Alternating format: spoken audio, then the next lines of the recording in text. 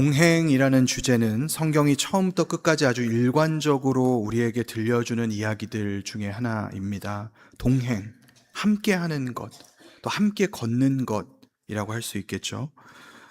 하나님께서는 하늘과 땅을 창조하시기 이전부터, 영원 전부터 성부와 성자와 성령 이 삼위의 관계 안에서 완전한 사랑과 교제 가운데 계셨습니다.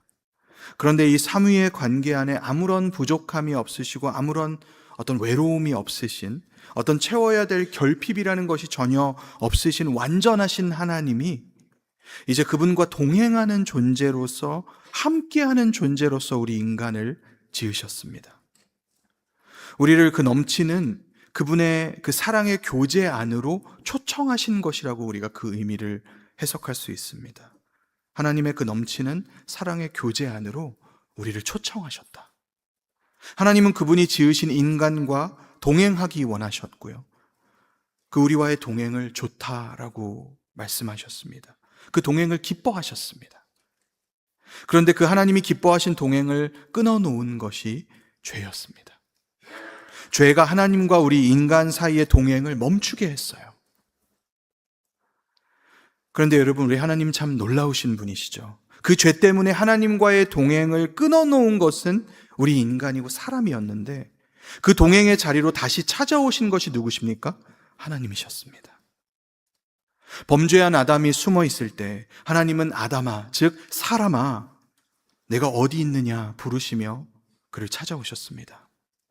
또 하나님은 노아에게, 아브라함에게, 모세에게, 다윗에게, 이스라엘 백성에게 언약을 세우시며 거듭해서 같은 말씀을 하셨어요. 나는 너의 하나님이 되고 너는 나의 백성이 될 것이다. 죄 때문에 그 하나님과 인간과의 동행이 수도 없이 끊어져도 하나님은 언약을 통해서 어김없이 그 끊어진 동행을 다시 한번 붙드시고 이어가게 하신 것입니다. 그리고 여러분, 그 동행의 극치, 그 언약의 절정이 누구이십니까? 하나님께서 친히 사람이 되셔서 우리 가운데 거하신 임마누엘, 우리와 함께 계신 하나님 예수 그리스도입니다. 성경에 실려있는 예수님의 이야기들은요, 곧 우리와 동행하시는 하나님의 이야기예요. 또한 성경의 마지막 책인 요한계시록을 보면 우리와 함께 하시는 이 하나님의 동행이 어디까지 가는지를 우리에게 말씀하고 있어요. 하나님의 장막이 함께 하시는 그분의 임재라는 것이죠. 하나님의 장막이 사람들과 함께 있음에 하나님이 그들과 함께 계시리니 그들은 하나님의 백성이 되고 하나님은 친히 그들과 함께 계신다.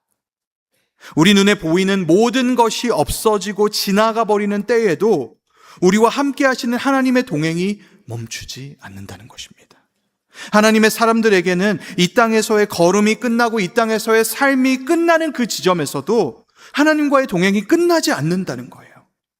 세상의 종말이든 아니면은 우리 개인의 종말이 오든 그것이 하나님과의 그 동행을 결코 멈추어지게 하지 못한다는 것입니다.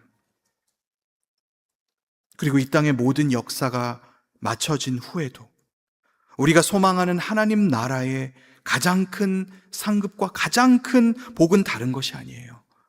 하나님 나라의 가장 큰 상급과 가장 큰 복은 그 하나님과 얼굴과 얼굴을 마주대하며 함께 걷는 바로 그 동행인 것입니다. 그렇다면 여러분, 그 하나님께서 그분의 백성 삼으시고 그분의 자녀로 삼으신 우리에게 오늘 찾으시는 것이 무엇일까요? 역시 다른 것일 수가 없는 것이죠. 우리와 동행하기를 기뻐하시는 그분과 사랑의 관계 가운데 우리가 동행하는 하나님, 바로 그것을 오늘 우리에게 찾으십니다. 오늘 우리가 묵상하는 미가서 6장의 본문은 그 사실을 우리에게 들려주시는 하나님의 말씀이에요.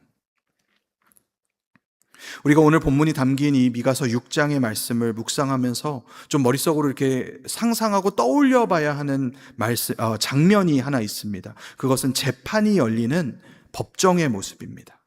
오늘 본문에 앞선 6장 1절과 2절을 여러분 보시면은요, 너희는 여호와의 말씀을 들을지어다. 너는 일어나서 산을 향하여 변론하여 작은 산들이 내 목소리를 듣게 하라 하셨나니 너희 산들과 땅의 견고한 지대들아, 너희는 여호와의 변론을 들으라. 여호와께서 자기 백성과 변론하시며 이스라엘과 변론하실 것이라. 지금 하나님께서 그 처음 천지를 만드실 때부터 그 자리에 있었던 산들과 땅의 기초를 증인처럼 이 법정에 세우시고 자기 백성 이스라엘을 상대로 소송을 여시는 겁니다.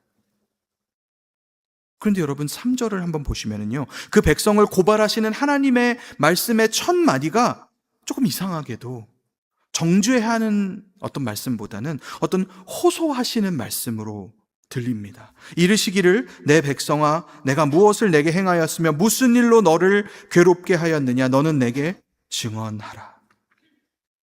피고 이스라엘, 너희는 이런 죄를 지었고 이런 죄를 지었다. 너희가 더 이상 할 말이 있느냐, 이런 게 아니에요. 지금 그게 아니고요, 내가 너희에게 뭘 잘못했니? 무슨 말이라도 좀 해봐라. 자식 때문에 속이 터지는 그 부모의 목소리가 들리는 것 같지 않습니까? 그리고 그 말씀에 이어지는 4절과 5절도요, 이제 그들의 죄를 이렇게 좀 나열하시는 말씀을 하실 것 같은데 여전히 그런 말씀이 아니고요, 그들에게 베푸셨던, 이제까지 베풀어 오셨던 하나님의 은혜들을 회고하는 말씀을 하세요. 내가 너를 애굽 땅에서 인도해내어 종노릇하는 집에서 속량하였고 모세와 아론과 미리암을 내 앞에 보냈느니라. 내 백성아, 너는 모압 왕 발락이 꾀한 것과 부올의 아들 발람이 그에게 대답한 것을 기억하며 시딤에서부터 길갈까지의 일을 기억하라. 그리하면 나 여호와가 공의롭게 행한 일을 알리라 하실 것이니라. 애굽 땅에서 백성들을 구원해내셨고 저주를 축복으로 바꾸어 주셨던 일들, 하나님은 지금 이스라엘에게 뭐라고 하시는 거냐면요, 나는 언제나 이렇게 선하게 너희와 동행해 왔다. 그 말씀을 지금 하시는 거예요.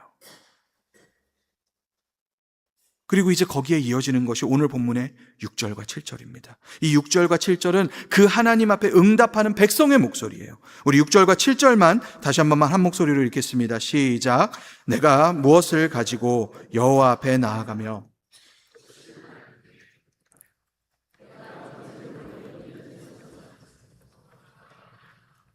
여호와께서 천천의 수량이나 만만의 강물 같은 기름을 기뻐하실까?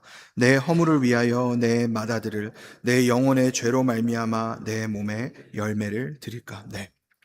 자, 지금 우리가 떠올려 보면은요, 어떤 마치 예배 인도자와 같은 사람이, 그 한 사람이 백성들을 대표해서 지금 질문을 하는 것입니다. 내가 뭐를 가지고 나가서 하나님을 예배할까? 이런 질문을 하는 것이죠. 6절 마지막 부분에 보시면 먼저 뭐를 가지고 나간다고 합니까? 1년 된 송아지 번제물입니다. 여러분, 이 1년 된 송아지는요, 율법에 번제로 드리라고 정해져 있었던 제물이에요. 그렇죠?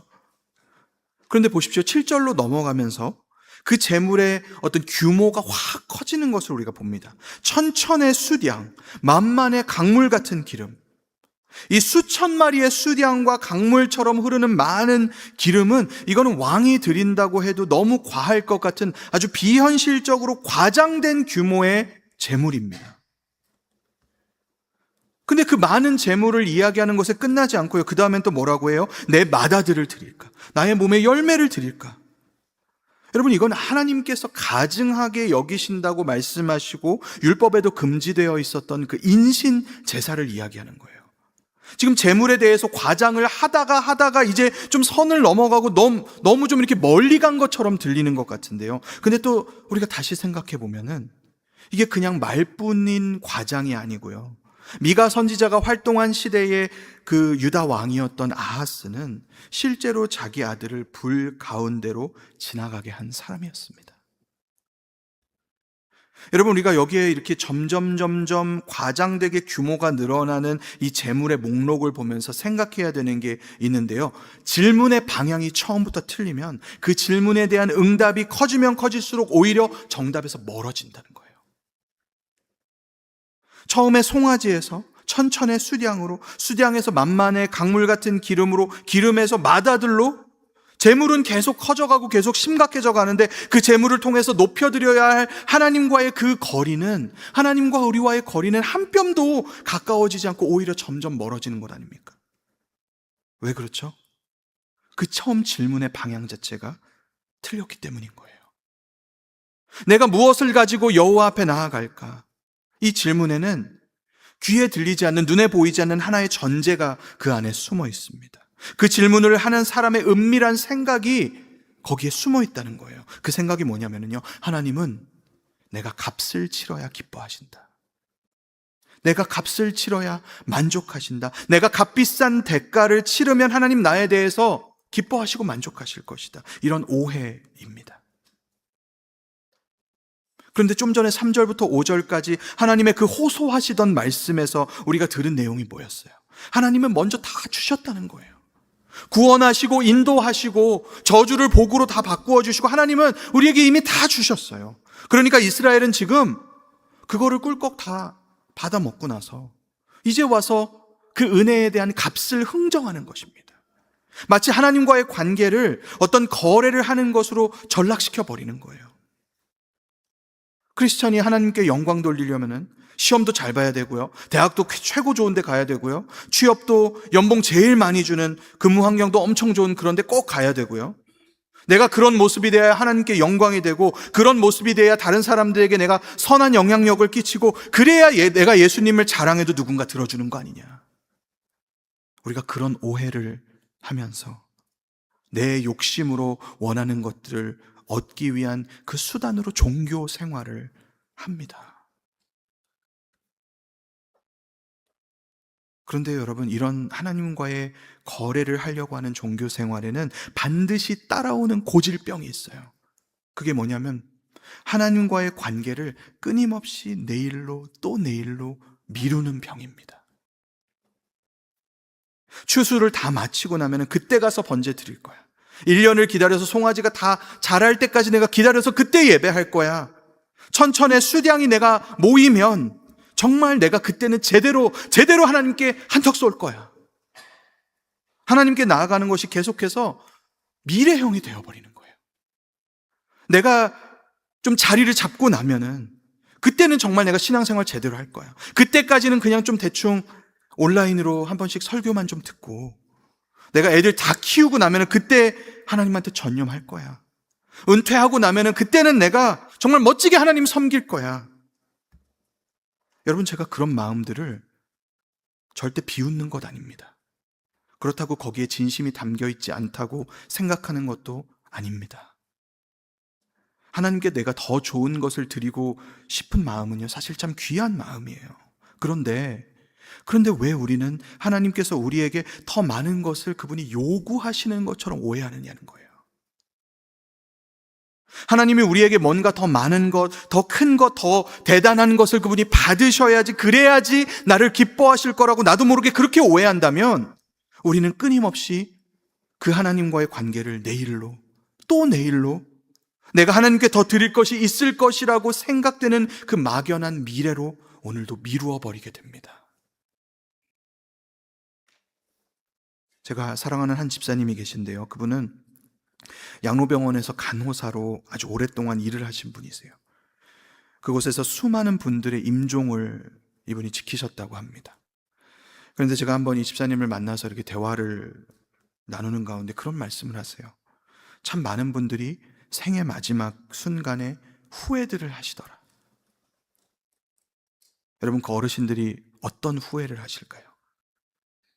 내가 조금만 더 열심히 살았어야 되는데, 내가 조금만 더 돈을 벌었어야 하는데, 내 자식들한테 조금만 더 많은 것을 내가 남겨주었어야 하는데, 그런 어떤 후회였을까요?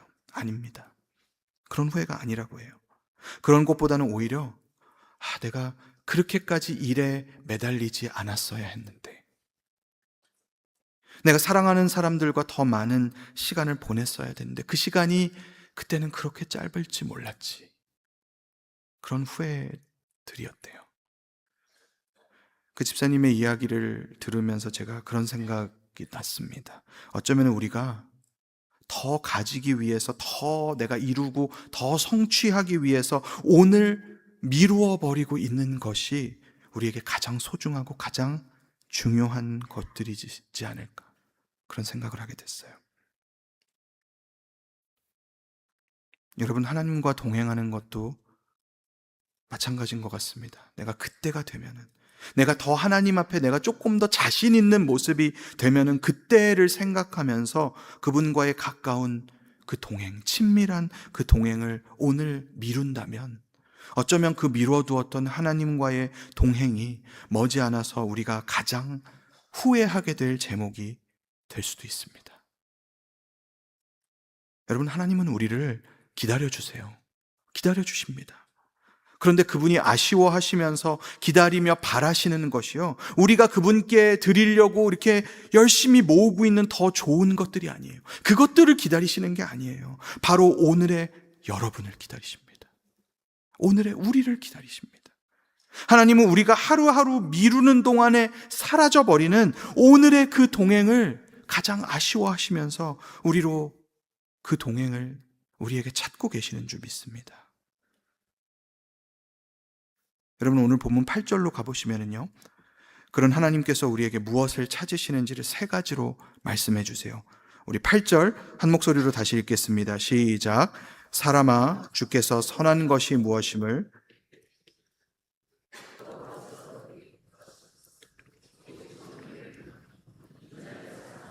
겸손하게 내 하나님과 함께 행하는 것이 아니냐. 네, 정의를 행하며 인자를 사랑하며 겸손하게 하나님과 함께 동행하는 것, 즉 하나님과 동행하는 것. 그런데 이 세 가지를 살펴보기 전에 먼저 방금 이 8절이 어떻게 시작되는지를 다시 한번 보시기 바라요. 사람아, 주께서 선한 것이 무엇임을 내게 보이셨나니.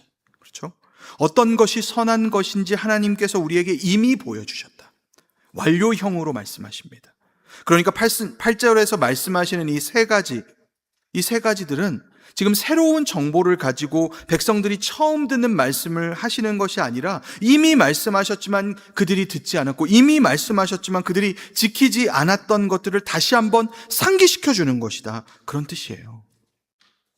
하나님께서 일찍이 모세를 통해서 물으셨습니다. 이스라엘아, 내 하나님 여호와께서 내게 요구하시는 것이 무엇이냐? 곧 내 하나님 여호와를 경외하여 그의 모든 도를 행하고 그를 사랑하며 마음을 다하고 뜻을 다하여 내 하나님 여호와를 섬겨라. 지금 이스라엘의 문제는 하나님의 뜻을 모르는 게 문제가 아니었어요. 그 하나님의 뜻을 모르지 않지만 그 뜻을 잊어버리고 따르지 않은 것이 문제였습니다. 여러분, 오늘도 하나님께서는 우리에게 어떤 새로운 하나님의 뜻을 발견하라고 하지 않으십니다. 이미 말씀을 통해서 우리가 배웠고 이미 말씀을 통해서 우리가 깨닫고 아멘 했던 그분의 그 뜻을 다시 한번 기억하라고 하시는 겁니다. 그리고 여러분, 우리가 여기서 결코 간과하지 않아야 될 그 말씀의 순서가 있거든요. 앞서 우리가 3절에서 5절까지 그 내용에서 살펴봤던 것처럼 먼저는 하나님께서 그분이 우리에게 그 베푸신 은혜를 우리에게 생각나게 하세요. 그게 먼저입니다. 그 다음에 우리에게 무엇을 찾으시는지, 무엇을 요구하시는지 말씀하세요. 먼저는 그 은혜를 우리에게 기억하게 하시고 그 다음에 우리에게 무엇을 찾으시는지를 말씀하신다는 거예요. 그게 늘 복음의 순서입니다. 하나님께서 우리에게 찾고 요구하시는 것을 우리가 해내고 그것을 만족하게 해드리는 어떤 조건을 충족해야지만 그때 비로소 그분의 은혜가 우리에게 임하는 게 아니라는 겁니다. 그분의 은혜가 우리에게 먼저 임하고 우리가 그 은혜에 대한 반응을 하는 것이죠. 여러분, 이 순서를 우리가 놓치면은요, 우리가 정의도 행해야 되죠. 인자도 사랑해야죠. 겸손하기까지 해야 되죠. 이 8절에 요구하시는 하나님의 말씀이 우리에게 너무나 무거운 짐이 되어버려요. 그러나 그런 요구를 하시는 그 하나님께서 이미 그 모든 것을 우리에게 주셨다라는 사실을 우리가 생각하며 붙들 때에 8절의 말씀은 그분이 우리와 함께 걷기 원한다고 우리에게 손을 내미시는 복된 초청이 되는 줄 믿습니다. 그렇다면 여러분, 하나님 우리에게 어떤 초청을 하시나? 다시 한번 8절 하반절을 보시면요, 정의를 행하며 인자를 사랑하며 겸손하게 하나님과 함께 행하는 것 세 가지죠. 여러분, 세 가지의 공통점이 있는데 혹시 찾으셨나요? 이 세 가지는 모두 우리가 하나님께 가지고 나아가서 드릴 것들이 아니라는 점입니다. 그게 공통점이에요. 지금 분명 6절과 7절에서는 그 예배자가 하나님께 무엇을 드릴까 스스로에게 묻지 않았습니까? 근데 하나님은 무엇을 받고 싶으신지 말씀하지 않으세요. 그저 하나님께 속한 우리가 하나님을 예배한다고 하는 우리가 어떤 사람인지를 찾으시는 겁니다. 나는 그리스도를 소유한 크리스찬입니다. 우리가 그렇게 말할 때 그런 우리는 정의를 행하는 사람인지, 그런 우리는 인자를 사랑하는 사람인지, 그런 우리는 겸손히 하나님과 동행하는 사람인지, 그걸 보신다는 거예요. 여러분, 간단하게 하나씩 살펴보면요, 먼저 정의를 행하는 것. 여러분, 미가 선지자 시대의 그 정의라는 것은 절대 추상적이고 관념적인 어떤 개념 같은 것이 아니었습니다. 유력한 자들은 자기가 가진 힘을 가지고 그 이웃의 밭을 빼앗고 이웃의 집을 빼앗는 일이 아주 빈번한 때였어요. 재판관은 뇌물을 준 사람들을 편을 들어주고요, 시장에서는 사람들을 속이는 거짓 저울과 거짓 추가 사용되고 있었어요. 그 시대의 정의를 행한다는 것은 힘없는 사람을 내가 어떻게 대하느냐에 관한 문제였습니다. 아주 실질적인 문제였던 거예요. 그리고 여러분, 오늘 우리에게도 사실 마찬가지입니다. 우리가 일터에서, 또 가정에서, 교회에서 나보다 약한 사람을 어떻게 대하는가 하는 그 나의 모습에 내가 정의를 행하는 사람인지 아니면 그렇지 않은 사람인지가 드러나는 것입니다. 꼭 나보다 가난한 사람, 나보다 좀 덜 배운 것 같은 사람, 그런 사람만이 약한 사람이 아니에요. 상황에 따라서 강함과 약함은 얼마든지 상대적일 수 있습니다. 어떻게 생각하면 좀 막연할 수 있지만, 이렇게 해도 우리가 떠올려 볼 수 있을 것 같아요. 타인과의 내가 관계 안에서 무언가를 내가 결정하는 입장이라면 그 상황에서는 내가 강자일 가능성이 높습니다.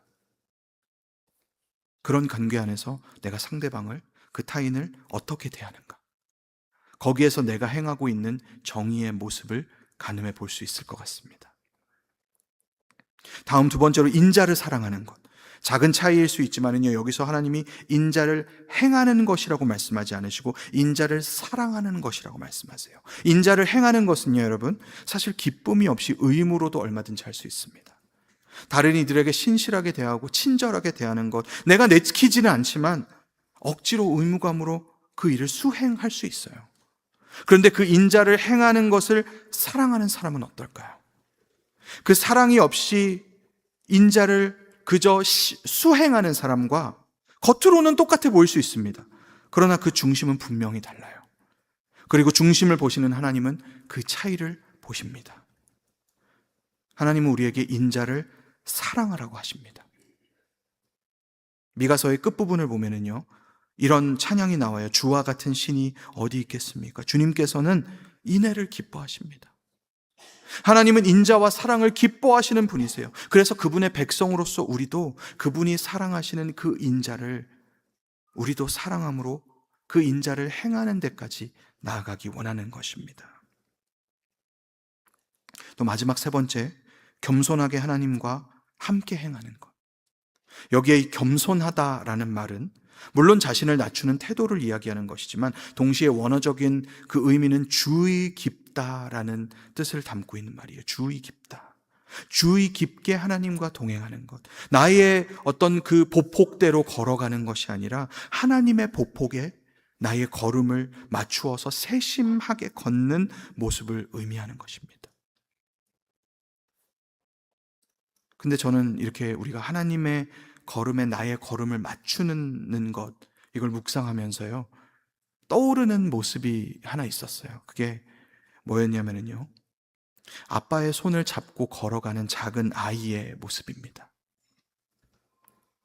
저희 집에 두 아이들이 이제 내일이면은 7학년과 5학년이 되는데요, 이 아이들이 너무나 고맙게도 저랑 같이 길을 걸어 다닐 때면 아직도 제 손을 이렇게 꼭 잡고 걸어줍니다. 참 고마워요. 근데 아이들이 제 손을 잡고 걸으면은요, 특히 저보다 한참 몸집이 작은 제 둘째가 제 손을 이렇게 잡고 걸으면 아빠인 저는 어떻게 되냐면은요, 제 손을 잡고 걷는 그 아이에게 저의 걷는 속도가 혹시 너무 빨라서 버겁게 느껴지지 않도록 그 아이에게 맞추어서 저의 발걸음을 천천히 하게 됩니다. 연약한 제가 그렇다면 하물며 하나님 아버지는 어떠시겠습니까?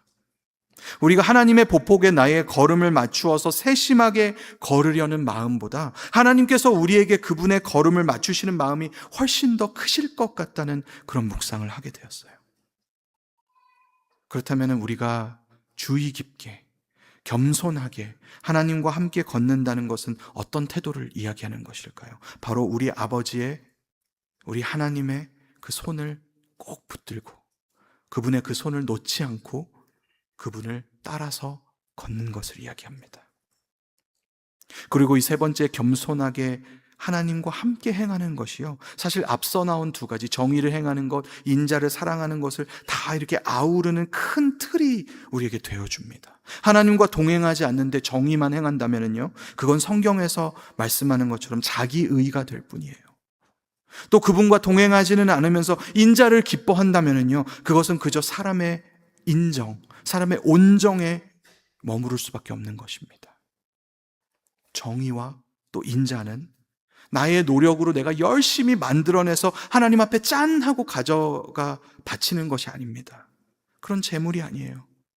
하나님의 손을 꼭 붙들고 그분과 동행하는 그런 사람에게서 자연스럽게 흘러나오는 삶의 열매인 줄 믿습니다. 여러분, 그렇기 때문에 내가 무엇을 가지고 여호와 앞에 나아갈까 하는 질문에 대해서 하나님께서 최종적으로 주시는 답은요, 너는 아무것도 가져올 것 없다. 그저 내 손을 잡고 함께 걷자입니다. 하나님이 우리에게 찾으시는 재물은 그분과 더 가까이 걷는 우리 자신인 줄 믿습니다. 그리고 하나님께서 우리에게 찾으신다고 하시는 이 동행조차요, 사실 생각해 보면은 그분께서 먼저 우리에게 베풀어 주신 것 아닙니까? 내가 애써서 하나님의 손을 붙들기 위해서 그분을 찾아 나서지 않았는데도 그분이 임마누엘이 되어주셔서 우리를 찾아오셨잖아요. 태초부터 삼위일체로 성부 하나님과 성령 하나님과 동행하셨던 그분의 그 임재로 우리를 찾아오셔서 그분의 그 찢기신 몸으로 끊어졌던 우리와 하나님과의 동행을 친히 다시 연결시켜 주셨습니다. 여러분, 서두에 말씀드렸지만은요, 예수 그리스도의 십자가 이야기는 우리와 동행하시는 하나님의 스토리의 절정이고 극치예요. 그리고 성경은 그분에 대해서 이렇게 증언하고 있습니다. 예수 그리스도는 어제나 오늘이나 영원토록 동일하시니라. 여러분, 아멘이십니까? 아멘, 아멘. 연약한 우리가